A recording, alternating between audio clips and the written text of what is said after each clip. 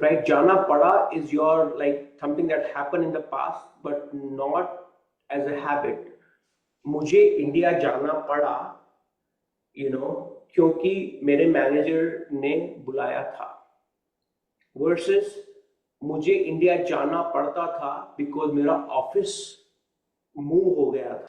You can use both, but in the first one it was like most likely it happened once, or you're talking about that particular instance you had to go to India, versus it became a habit or a routine that you jana padta tha as a routine because the office moved altogether. Like for example, think about your coaching for like a marathon. They will ask you to come like 5 a.m. in the morning.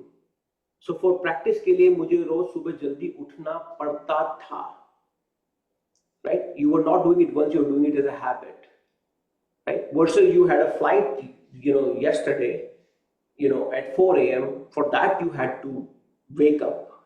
You had to wake up once. It's not like you're catching the flight every day, right? Versus for the marathon, you're preparing on a daily basis, right? So you had to